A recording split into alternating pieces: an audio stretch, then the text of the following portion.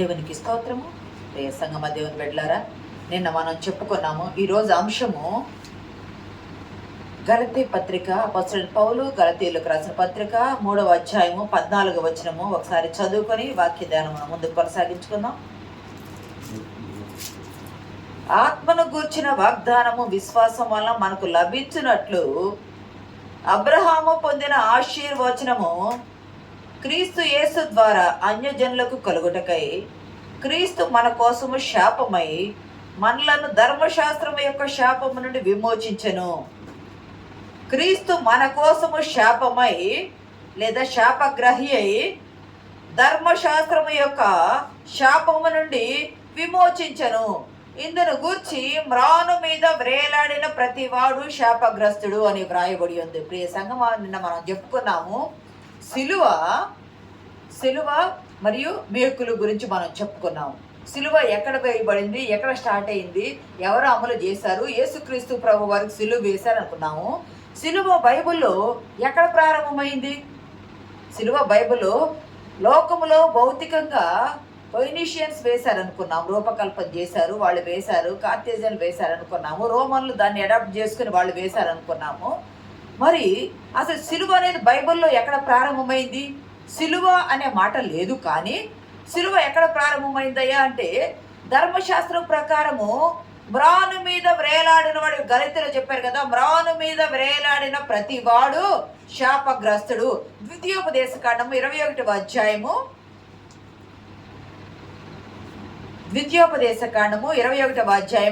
23వ వచనంలో కూడా ఇదే మాట వ్రాయబడి ఉన్నది. అతని శవము రాత్రి వేళ ఆ మ్రాను మీద నిలవకూడదు, వేలాడదీయబడిన వాడు దేవునికి శాపగ్రస్తుడు కనుక. ఎవరైతే మ్రాను మీద వ్రేలాడదీయబడతారో వారు ఎవరయ్యా అంటే దేవునికి శాపగ్రస్తుడు. మ్రాను మీద వ్రేలాడిన ప్రతి వాడు కూడా దేవునికి శాపగ్రస్తుడు. వాడు చనిపోతే వేలాడబడ్డవాడు చనిపోతాడు కాబట్టి ఆ రోజు రాత్రి శవము అలాగ ఉండకూడదు, మ్రాను మీద ఉండకూడదు. వాడిని భూమి మీదకి దించివేయాలి, భూమి మీద పెట్టకూడదు, వెంటనే వాడిని పాతి పెట్టేసేయాలి. ఎందుకు అంటే ఆ కింద భాగంలో ఉంటుంది. చదవండి అయ్యా. దేవునికి శాపగ్రస్తుడు కనుక నీ దేవుడైన యెహోవా స్వాస్థ్యముగా నీకు ఇచ్చిన దేశమును నీవు అపవిత్రపరచకుండానట్లు. ఈ స్వాస్థ్యము ఏమిటంటే పవిత్రమైంది. ఎక్కడి నుండో ఐగుప్తు నుండి తీసుకొచ్చి మిమ్మల్ని ఇక్కడ వాగ్దాన దేశములో మీకు స్వాస్థ్యంగా ఇచ్చాను. మీకు స్వాస్థ్యంగా ఇచ్చిన ఈ భూమి అపవిత్ర పడకుండా ఉండునట్లు మ్రానున వ్రేలాడిన వాడు శాపగ్రస్తుడు కాబట్టి వాడు వెంటనే వాడిని దింపివేసి వాడిని ఏం చేయాలా? పూడ్చిపెట్టేసేయాలి, వాడిని పాతి పెట్టేసేయాలి. మరి ధర్మశాస్త్రం ప్రకారం యేసుక్రీస్తు ప్రభు వారు కూడా వ్రేలాడబడ్డారు కదా. యేసుక్రీస్తు ప్రభు వారు కూడా వ్రేలాడబడ్డారు కదా. వ్రేలాడబడ్డప్పుడు యేసుక్రీస్తు ప్రభు వారు కూడా శాపగ్రహి, ధర్మశాస్త్రం ప్రకారం శాపగ్రహి. ఆయన కూడా మన కొరకు, మన పాపాల కొరకు ఆయన శాపగ్రహి అయ్యి మ్రానున వ్రేలాడాడు. వ్రేలాడిన ప్రతివాడు దేవునికి శాపగ్రహి, మనుషులకు కాదు, దేవునికి శాపగ్రహి. మన కొరకు మన పాపాలను ఆయన మీద వేసుకొని, ఆయన శిలువ మీద వేసుకొని మన పాపాల నిమిత్తము ఆయన దేవునికి శాపగ్రహి అయ్యి మ్రానున వ్రేలాడి ఆయన చనిపోయారు. అంటే సిలువలో వ్రేలాడు. ఇదే మనం చెప్పుకున్నాక నేను చూడవలసిన లేదు. అపోస్తల కార్యాలు 10:39, 13:29 they killed him by hanging him on a tree. అంటే మ్రానున మీరు ఈయనను మ్రానున వ్రేలాడదీశారు, మ్రానున వేలాడదీసి మీరు చెప్పారు, కానీ దేవుడు ఈయనను లేపాడు అని పేతురు సాక్ష్యం చెప్పాడు అక్కడ. అంటే మ్రాను అనే మాటకు అర్థం ఏమిటాయి అంటే ట్రీ. తెలుగులో మ్రాను అన్నది, ఇంగ్లీష్లో ట్రీ అన్నారు. కానీ మ్రాను అంటే సిలువ. యేసుక్రీస్తు ప్రభు అని ఎక్కడ వేలాడదీశారు? సిలువ పైన. మ్రాను అంటే సిలువ కొయ్య. అంటే గమనించినట్లు ప్రియ సంగమా, ఈ మ్రాను అనే మాట ఇంగ్లీష్లో ట్రీ అంటే ఈ ట్రీ ఎక్కడ ప్రారంభమైంది అంటే మళ్ళీ మనం ఆదికాండానికి వెళ్ళాలి. ఆదికాండము 3వ అధ్యాయము 15వ వచనములో, 3వ అధ్యాయము 15వ వచనము, మరియు నీకును స్త్రీకిని నీ సంతానమునకును ఆమె సంతానమునకును వైరము కలగజేసేదను, అది నిన్ను తల మీద కొట్టును, నీవు దాన్ని మడమ మీద కొట్టేదు అని చెప్పాను. ఆయన ఆ స్త్రీతో నీ ప్రయాసమును నీ గర్భవేదన నేను మిక్కిలి హెచ్చించేదను. 7వ వచనం 3వ అధ్యాయము అప్పుడు వారిద్దరి కన్నులు తెరవబడెను, వారు తాము దిగంబరులమని తెలుసుకొని ఆ. అంజూరపు ఆకులు గుట్టి ఆ. తమకు కచ్చడములు చేసుకొనిరి. ఆ. తెల్లపుటను ఆ. ఆదాము అతని భార్య తోటలో సంచరించుచున్న దేవుడైన యెహోవా స్వరము విని ఆ. దేవుడైన యెహోవా ఎదురికి రాకుండా ఆ. తోట చెట్ల మధ్యను దాగుకొనెను. ఆ. దేవుడైన యెహోవా ఆదామును పిలిచి ఆ. నీవెక్కడనున్నావనెను. చాలు. ఇక్కడ గమనించినట్టయితే ఇక్కడ 3 విషయాలు ఉన్నాయి. ఈ భాగంలో ఈ 3 అధ్యాయంలో 3 విషయాలు ఉన్నాయి. ఒకటి, దేవుడు ఆజ్ఞాపించాడు. ఏమిటయ్యా అంటే తినవద్దు పండు అన్నారు. అది ఆజ్ఞ.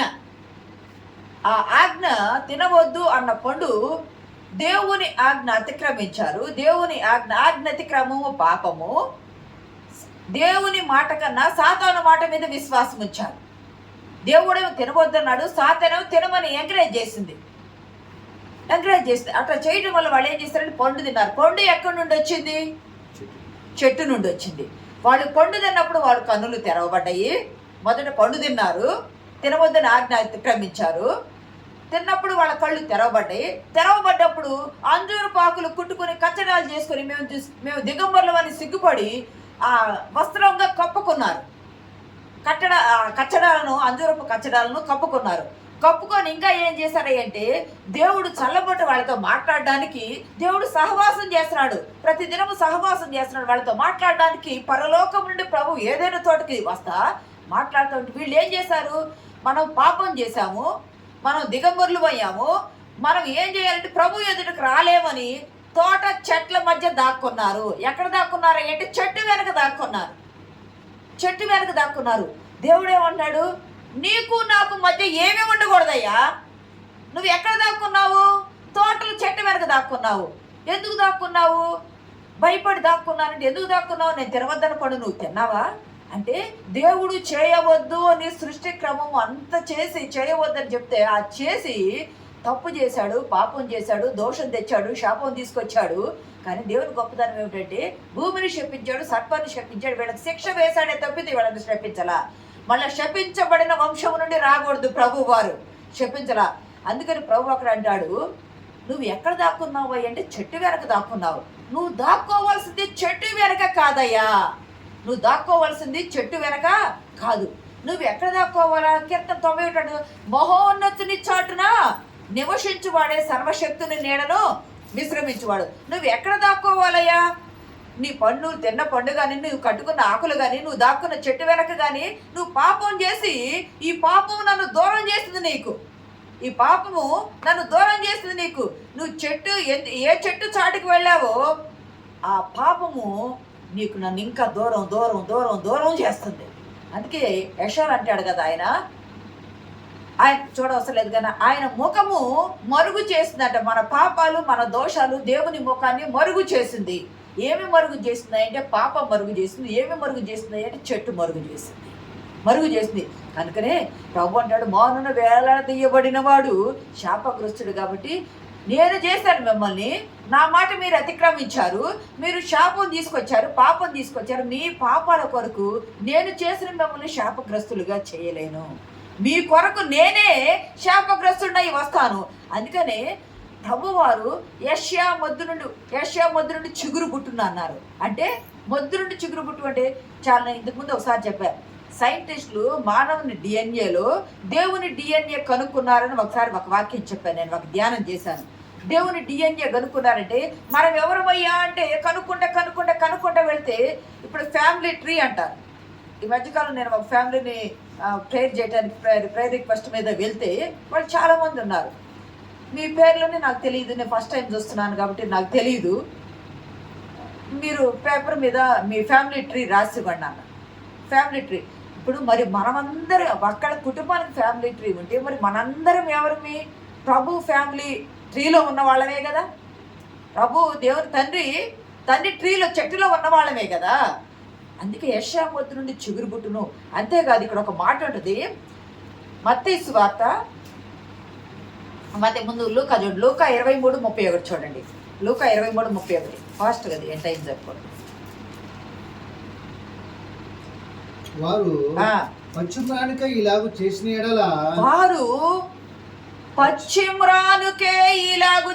ఎడల చాలు.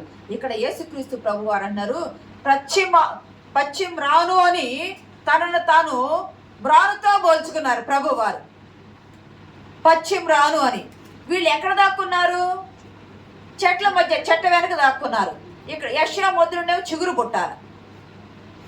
తండ్రి నుండి చిగురు వచ్చాడు యేసుక్రీస్తు ప్రభువారు. ఇక్కడ పశ్చిమ రాను అన్నారు. ప్రభు తాను పశ్చిమ రాను అనుకోవడానికి కారణం ఏమిటయ్యా అంటే, ఆయన పరిశుద్ధుడు, ఆయన సజీవుడు, మృత్యుంజయుడు, పరలోక రాజ్యము నుండి దిగి వచ్చిన వాడు, నీతి కలిగి పరిశుద్ధత కలిగిన ప్రభువే, పరలోక రాజ్యము నుండి దిగి వచ్చిన ప్రభువునే ప్రజలు ఎరుగక ఆయనను సిలువ వేయటానికి హింసలు పెట్టి చేస్తూ ఉంటే, పాపము లేని నన్నే శాపగ్రహులైన మీరు ఈ విధంగా చేస్తామంటే, ఎండిపోయిన మిమ్మల్ని అంటే ఎక్కడ ఎండిపోయారు? యెహెజ్కేలు గ్రంథంలో అంటారు కదా, చూడవసరం లేదు కానీ ఎండిన ఎముకలారా తిరిగి రేగండి అంటారు కదా. అంటే పాపములో ఎండిపోయినా, ఎప్పుడు ఎండిపోతారయ్యా? మనుషులు చనిపోయిన తర్వాత అన్ని ఊడిపోయి ఎముకలు ఎండిపోతాయి. పాపములో చనిపోయిన మానవులమైన మనకు, ఎండిపోయి ఉన్న మనకు, అంటే పాపంలో చనిపోయిన మనకు తీర్పు దినాన మరి ఎంత శిక్ష రావాలా?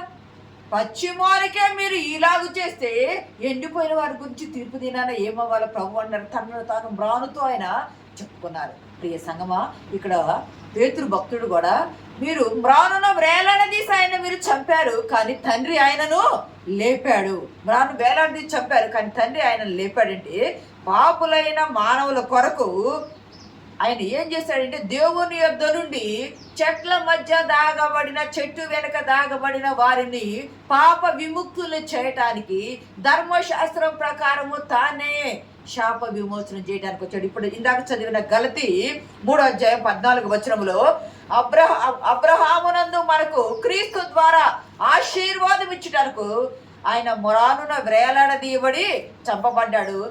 మానున వేలాడదీయబడి చంపబడ్డవాడు శాపగ్రస్తుడయ్యాడు. ఇది యేసుక్రీస్తు ప్రభు వారిలో ప్రవచన నెరవేర్పు జరిగింది. ఇది యేసుక్రీస్తు ప్రభు వారిలో ప్రవచన నెరవేర్పు జరిగింది. అందుకని మన పాపాలు మనం ఎక్కడ చేయాలి అంటే, మనం చెట్టు చాటున దాక్కోకూడదు. చెట్టు చాటును కాకుండా మహోన్నతుని చాటున దాక్కోవాలా. అంతేకాదు, మన పాపాల విషయంలో చనిపోయే న్యాయం కోసం బ్రతకాలని ఆయన తన శరీరంలో మన పాపాలను చెట్టు మీద లేదా మ్రాను మీద ఆయన మోసి ఉన్నాడు. చెట్టు మీద, మ్రాను మీద మోసి ఉన్నాడు. అది భరించడం, నేను అనుకున్నాం కదా, సిలువ ధరించడం తేలిక కానీ భరించడం కష్టం. ప్రభువు సిలువను భరించాడు.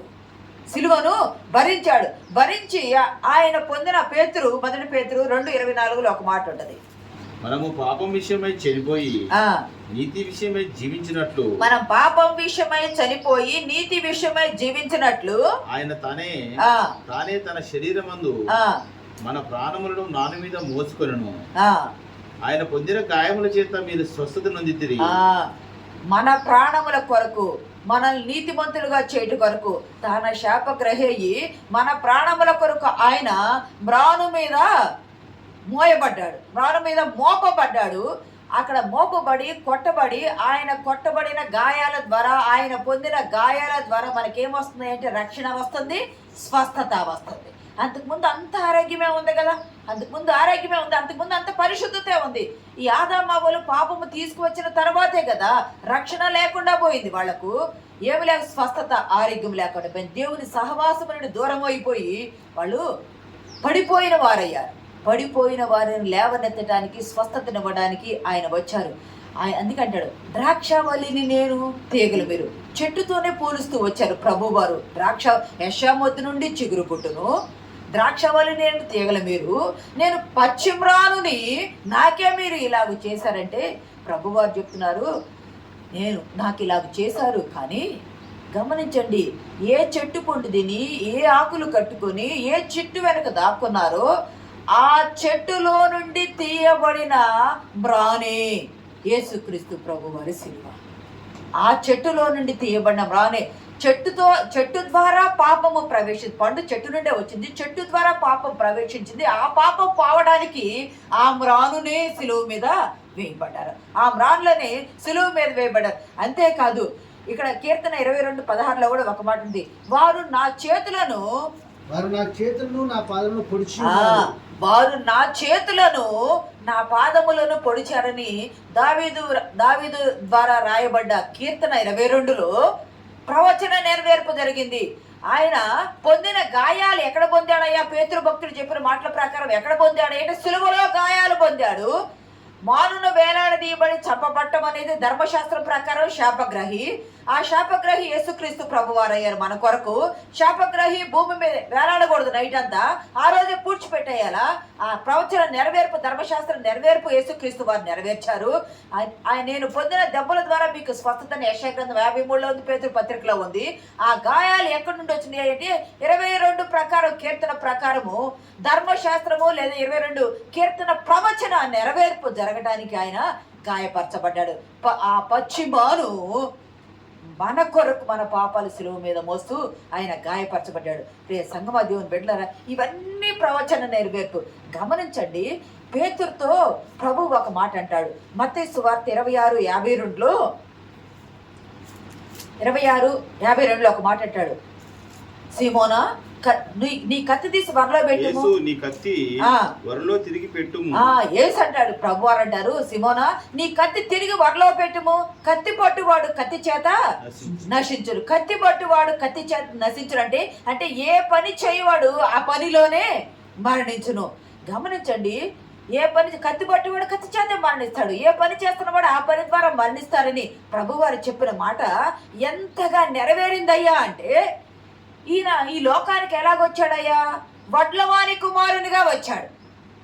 వడ్లవాణి కుమారునిగా వచ్చారు. వడ్లవాడు ఏం చేస్తాడయ్యా? కట్టెతో పని చేస్తాడు, సుత్తితో పని చేస్తాడు, శీలలతో పని చేస్తాడు, ఇంకా బాడిసని రకరకాల ఆయుధాలతో చేస్తూ ఉంటారు. అంటే తాను ఆ కట్టెను దూగోడు పట్టేటప్పుడు, చెక్కేటప్పుడు కానీ, నరికేటప్పుడు కానీ, ఈ మ్రాను మీద నన్ను కూడా ఇలాగ మేకులతో కొడతారని ఆయనకు తెలియదా? తెలుసు. ఆయన చేస్తున్న పనే అది. ఆయన ఆ పనిని దేవుడు ఎన్నుకోవడానికి ఆయన వడ్లవాడుగా వచ్చాడు. గమనించండి, ఇదే యోహాను సువార్తలో ఆయన ఏమంటాడంటే, నా తండ్రి ఇంటి అనేక నివాసాలు గలవు, నేను ఇలా మీకు చెప్పుదును. అక్కడ నివాసాలు కడుతున్నా, అక్కడ కూడా వడ్ల పని ఆయన చేస్తూ ఉన్నాడు ప్రభువారు. మన కొరకు ఆయన శిల్పి అయ్యాడు, నిర్మాణకుడు అయ్యాడు, మన కొరకు శాపగ్రహి అయ్యాడు, మన కొరకు వడ్లవాణి కుమారుడుగా వచ్చాడు. ప్రియ సంగమా దేవుని బిడ్డలారా, ఆయన ప్రతిదినము తాను జీవించినంత కాలము తాను చేసిన పనిలో ఈ చెక్కతోనూ ఈ శీలలతో పనిచేసేటప్పుడు వీటి ద్వారా నేను మరణానికి అప్పగించబడతానని నిత్యము వాటిని చూస్తూ తనను తాను సిద్ధపాటు చేసుకుంటూ ఉన్నారు ప్రభువారు. మ్రానును సిద్ధపాటు చేసుకుంటూ ఉన్నారు, సిలువ మ్రానును సిద్ధపాటు చేసుకుంటున్నారు. మరి ఎక్కడ మొదలైందయ్యా సిలువ అంటే? దేవుడు అంటాడు కదా, నీ సంతానానికి స్త్రీ సంతానానికి వైరము కలుగును. నీ సంతానానికి స్త్రీ సంతానానికి వైరము కలుగును. నీ సంతానం ఏం చేస్తుంది? మడెం మీద కొట్టిద్ది. నీ సంతానము మడెం మీద కొట్టింది. స్త్రీ సంతానం నిన్ను ఎక్కడ కొట్టిద్ది? తల మీద కొట్టిద్ది. ఆ స్త్రీ సంతానం ఎవరు? యేసుక్రీస్తు ప్రభువారే. కన్య ద్వారా అవ్వ కన్యగా ఉన్నప్పుడే పాపం చేసింది. ఆమె పాపము పోగొట్టడానికి మరొక కన్య అయిన మరియ అవసరం వచ్చింది. ఆమె గర్భము నుండి వచ్చిన పురుషుని ప్రమేయము లేకుండా పరిశుద్ధాత్మ ద్వారా ఆమె గర్భము నుండి వచ్చిన యేసుక్రీస్తు ప్రభువారు మాత్రమే సాతాను తల చితగొట్టే దేవుడు. ఎక్కడ చితగొట్టాడయ్యా సాతాను తల అంటే? రోమాపత్రికలో ఒక మాట్లాడింది 16:20లో. రోమాపత్రిక, సమాధానకర్తయగు దేవుడు సాతానును మీ కాళ్ళ కింద శీఘ్రముగా చితక త్రొక్కించును. ఎక్కడ అపొస్తలుడు పౌలు ద్వారా చెప్తున్నాడు, సమాధానకర్తయగు దేవుడు. సమాధానకర్త ఎవరు? యేసుక్రీస్తు ప్రభువారేగా యెషయా గ్రంథంలో చెప్పాడు కదా, సమాధానకర్తయగు అధిపతి మీకు పుడతాడని చెప్పాడు కదా. ఆ సమాధానకర్తయగు దేవుడు సాతానును ఎక్కడ దొక్కించాడు? కాళ్ళ కింద. అంటే కాళ్ళ కింద దొక్కాలంటే సాతాను తల మీదేగా తొక్కేది. దేవుని కాళ్ళ కింద, ప్రభు కాళ్ళ కింద ఎవరున్నారయ్య అంటే సాతాను ఉన్నాడు. శీఘ్రముగా చితక తొక్కించును. ఎంత గొప్ప సాక్ష్యము! పౌలు చెప్పిన ఈ మాట ఎప్పుడో నెరవేరింది. ఆదికాండము 3:15 మీ సంతానానికి సాతాను సంతానానికి వైరము కలుగును, ఆయన చితక కొడతాడు అన్నప్పుడు ఎక్కడ కొడతాడంటే సిలువలో చితక కొట్టేశాడు ప్రభువారు. ప్రవచన మ్రాను పైన చిత్తగొట్టేశాడు. ప్రియ సంగమా, దేవుని బిడ్డలారా, మీకు ఇంకా మీరు పాపం చేసే పండు అవసరం లేదు, అంజూరపు ఆకులు అవసరం లేదు, మీరు చెట్టు చాటును దాక్కోవలసిన అవసరం లేదు. మీకే నేను జీవవృక్ష ఫలం ఇస్తాను. మీకే నేను ఏమిస్తానంటే ఇదిగో మహిమ శరీరం ఇస్తా. జంతు చర్మాలు ఇచ్చారు కదా, జంతు చర్మం ఇచ్చి వారి దిగంబరత్వాన్ని కప్పారు కదా, కానీ మహిమ శరీరం ఇస్తానంటారు. ఇప్పుడు ఇంకా ఏమంటారు అంటే మీకు ఏం అవసరం అంటే నిత్య జీవం అవసరము. మీకు ఏం అవసరం అంటే రక్షణ అవసరము. ఆ రక్షణ నీవు దాక్కున్న మ్రాను మీద నుండి ఆ శిలువ మీదకి, ఆ మ్రాను మీద, ఆ చెట్టు మీద, నువ్వు చెట్టు వెనక దాక్కున్నావు, నేను చెట్టు మీదకి ఎక్కుతాను. ఇక్కడ గమనించినట్లయితే ఆదాము అవ్వలేమో చెట్టు చాటును దాక్కున్నారు. చెట్టు చాటును దాక్కున్న వాళ్ళతో ప్రభువారు అంటున్నారు, మీరు దాక్కోవలసింది చెట్టు చాటును కాదు, సిలువ చాటున. ఇక్కడ లూకాసు వార్త 19వ అధ్యాయం చూస్తే సుంకపు గుర్తుదారుడైనటువంటి జక్కయ్య, ధనవంతుడైన జక్కయ్య ఉన్నాడు. ఆ జక్కయ్య ఎక్కడ ఉన్నాడు అంటే చెట్టు పైన ఉన్నాడు. వీళ్ళేమో చెట్ల చాటును దాక్కున్నారు, జక్కయ్య ఏమో చెట్టు పైన ఉన్నాడు. అక్కడికి యేసుక్రీస్తు ప్రభువారు వచ్చి అంటున్నాడు, జక్కయ్య త్వరగా దిగుము. ఎక్కడి నుండి దిగాల? చెట్టు పై నుండి. ఎక్కడి నుండి దిగాల? మ్రాను పై నుండి. నువ్వు త్వరగా దిగుము, నేడు నీ ఇంటికి రక్షణ వచ్చిందయ్యా. నువ్వెందుకు ఎక్కావయ్యా చెట్టు? నువ్వు నన్ను చూడాలని ఎక్కావు, నా వైపు తేరు చూడు. నేను చెట్టు ఎక్కాలయ్యా, నువ్వు కాదు ఎక్కాల్సింది. నేను ఎక్కాల మ్రాను, నేను ఎక్కాల చెట్టు, నువ్వు చెట్టు దిగిరా అని జక్కయ్యను చెట్టు దింపి చెట్టు చాటునున్న వారినేమో వెలుగులోనికి తీసుకొని వచ్చారు, చెట్టు పైన ఉన్న వారినేమో క్రిందికి దింపి తాను సిలువనెక్కి జక్కయ్య కుటుంబానికి రక్షణ ఇచ్చిన ప్రభు ఈరోజు సర్వలోకానికి ఆయన రక్షణ సిలువ మ్రానే. ఆ మ్రాను ద్వారా మనకు రక్షణ. 1 కొరింథీ పత్రిక 15:53-54 ఒక మాట ఉంటుంది. 53 ఫాస్ట్. క్షయమైన ఈ శరీరము అక్షయతను ధరించుకోవలసి ఉంది. క్షయమైన నశించిపోయే ఈ శరీరము అక్షయతను ధరించుకోవలసి ఉంది. మర్త్యమైన ఈ శరీరము అమర్త్యమును ధరించుకోవలసి ఉన్నది. ఈ క్షయమైనది అక్షయతను ధరించుకున్నప్పుడు, ఈ మర్త్యమైనది అమర్త్యమును ధరించుకున్నప్పుడు విజయమందు మరణము మింగివేయబడిన అని. అక్షయమైన ఈ శరీరమును పండు తిని నిత్యము జీవించండి అని చెప్తే, నువ్వు పండు తిని మరణాన్ని తీసుకొస్తే ఈ క్షయమయ్యే ఈ శరీరము అక్షయతను ధరించుకున్నప్పుడు నువ్వేమవుతావు అంటే జీవించబడతావు. అందుకని ఓ మరణమా నీ ముల్లెక్కడా, ఓ మరణమా నీ విజయం అక్కడ. మరణపు ముళ్ళు పాపము, ఆ పాపాన్ని సిలువలో యేసుక్రీస్తు ప్రభు వారు విరిచివేశారు. సాతాను తల చితగొక్క సిలువ మ్రాను పైన ఆయన విరిచివేశాడు. సర్పము చెట్టు పైన ఉండి పిలిచి ఈ పండు తినవద్దన్నారంటే ఆ పండు వైపు ఆకర్షితులయ్యారు. మోషే సర్పమును అరణ్యములో ఎత్తితే ఆ ఎత్తబడిన పాము వైపు చూసినప్పుడు వారు బ్రతికారు.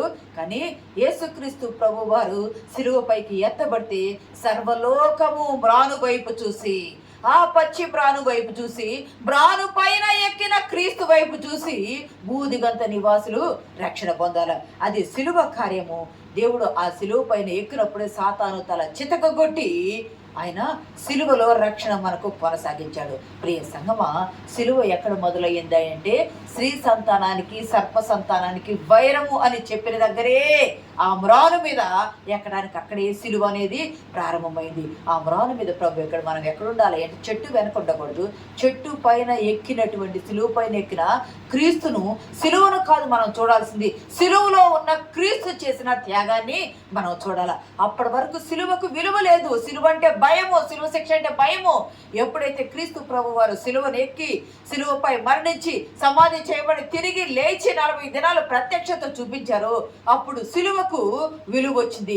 క్రైస్తవ సమాజంలో సిలువ అంటే క్రీస్తు ప్రభు వారి రక్షణ అని గమనించారు. నీ కొరకు నా కొరకు ప్రభు వారు పచ్చి మాను అయి ఆయనే సిలువపై మరణించి నిత్య జీవము పరలోకానికి ఆ సిలువ ద్వారా ఈ మార్గమే. ఏ మార్గము? సిలువ మార్గమే. ఈ మార్గము తప్ప తండ్రి ఎద్దుకు వెళ్ళడానికి ఇంకొక మార్గము లేదు.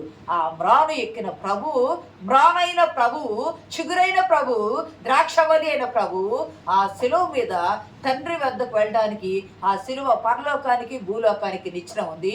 ఆ సిలువ పడిపోయిన మానవుణ్ణి పరలోకపు తండ్రిని సమాధానపరిచే సిలువగా ఉంది. ఆ సిలువ సిలువలోని మనకు రక్షణ, మనకు విమోచన, పాప విముక్తి, పరలోక భాగ్యము. అలాగూ ఆయన వైపు విశ్వాసంతో చూసి ముందుకు సాగిపోవటకు పరిశుద్ధాత్మ దేవుడు మనకు సహాయము దయచేయునుగాక. ఆమేన్.